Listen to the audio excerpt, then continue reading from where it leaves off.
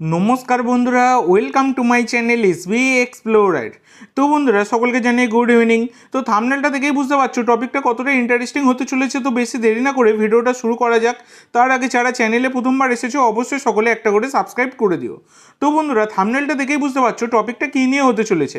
তো ব্যাপারটা হচ্ছে বর্তমানে দাঁড়িয়ে 90 আর ফুটবল তারা কিন্তু একটা খবর বড় খবর ব্রেক করেছে, যেটা বলাই যায় সেটা হচ্ছে আর্টস আনোয়ার শেখকে নিয়ে। তো আর্টস আনোয়ার শেখকে তোমরা সকলেই চেনো, 22 বছর বয়সী ভারতীয় গোলকিপার, যিনি মোহনবাগানের সাথে যুক্ত।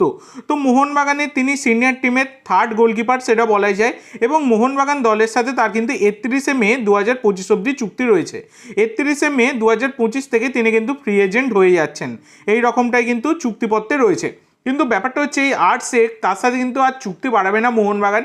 তো এই সিজনটা শুরু হওয়ার আগে আমি খবর করেছিলাম, তোমরা অবশ্যই সকলেই জানো, যেটা হচ্ছে এফসি গোয়াতে তিনি কিন্তু ট্রায়ালের জন্য গিয়েছিলেন, কিন্তু তার পরবর্তীকালে তিনি আবার মোহনবাগানেই ফিরে আসেন এবং বর্তমানে মোহনবাগানেই রয়েছেন।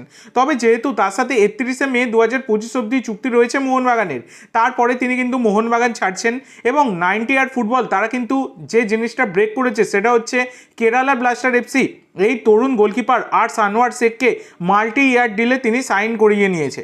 তো ব্যাপারটা হচ্ছে এই আর্টস শেখ তিনি সামনের সিজন থেকে কেরালা ব্লাস্টার দলের হয়ে খেলবেন। ব্যাপারটা হচ্ছে তার সাথে একটা প্রি কন্ট্রাক্ট সাইন কিন্তু হয়েছে। তো এই সিজনে মোহনবাগানের সাথে চুক্তি শেষ হয়ে যাওয়ার পর তিনি কিন্তু হলুদ জার্সি গায়ে চাপিয়ে খেলবার জন্য কেরালা ব্লাস্টার ক্যাম্পে যোগদান করবেন। এটাই হচ্ছে ব্যাপার।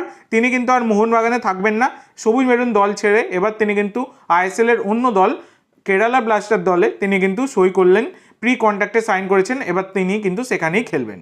তো আজকের জন্য এইটুকু বন্ধুরা, ভিডিওটি ভালো লাগলে অবশ্যই লাইক করো, শেয়ার করো, আমার চ্যানেলে প্রথমবার এসে থাকলে চ্যানেলটি সাবস্ক্রাইব করো, আর কমেন্ট করে জানাও ভিডিওটি কেমন লাগলো। ধন্যবাদ।